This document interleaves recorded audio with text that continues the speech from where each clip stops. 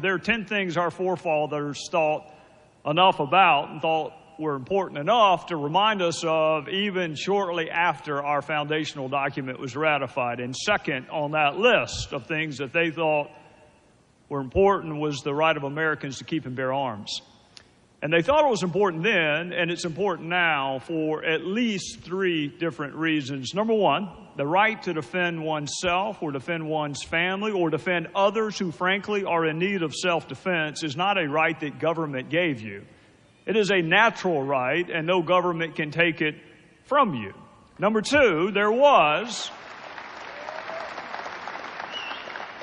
and there is a need for the citizenry to be trained to handle weaponry. Number 3, our government is based on consent. The people consented to be governed in exchange for certain representations that were made to us. It is sort of akin to a social contract. And consent, both in theory and in actuality, can be withdrawn. Like with so many other conservative concepts, that 3-part tripartite analysis of the Second Amendment came from a guy named Scalia in the landmark Second Amendment case, D.C. versus Heller. And I don't know what your politics are, and frankly, your politics are none of my business. I can just tell you from my side, I'm a Republican. From my side, we have lost 5 out of the last 6 popular votes for president.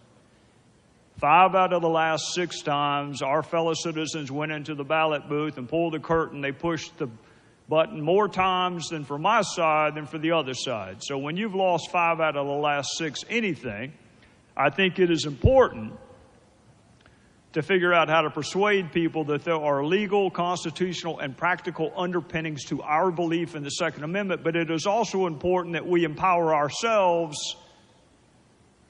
to confront the arguments made by those on the other side. So let's just start at the top. I do not need this president or any other law professor lecturing me on those who have been victimized by crime and violence. I saw it. I lived it. I experienced it. So when this president and others were working on their innocence projects, I was working on some guilty projects, and in every one of those cases,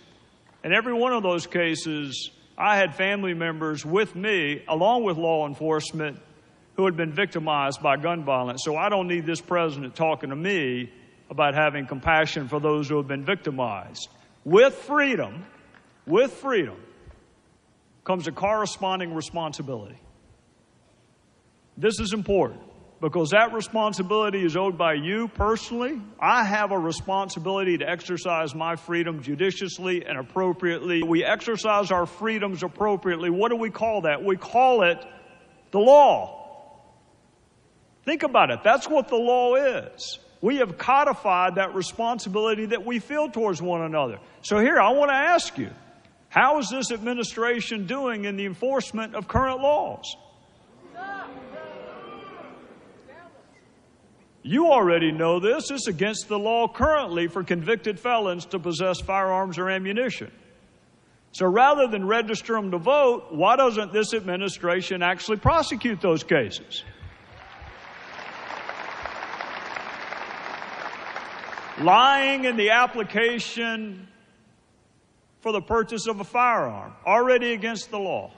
How are they doing on the prosecution of that? Those that have been court-martialed, already against the law to possess a firearm. Those who have been adjudicated mentally ill so they do not know the difference between right and wrong. How are they doing in the prosecution of that category?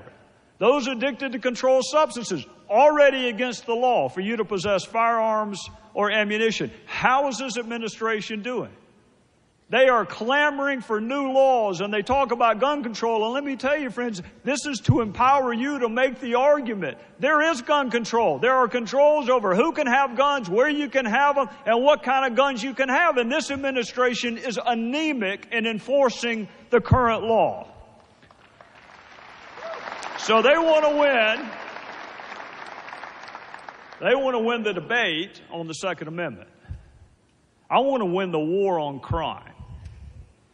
So I want to say this. I want you and obviously you are, or you wouldn't be at this convention. I want you to continue to educate yourself and those around you on the legal, constitutional, and practical underpinnings of the Second Amendment. But I want us to collectively just agree that we will be damned if we are going to take lectures on compassion and the human toll of crime from an administration that advocates for sanctuary cities to protect convicted felons from deportation, and then those felons wind up killing daughters who are walking with their fathers on piers in San Francisco. You want more gun laws? Mr. President, I want you to enforce the ones that you already have, because I'm not interested in a sanctuary for Mr. Lopez. I'm interested in a sanctuary for the Kate Steinleys of the world. Thank you, and God bless you. God bless America.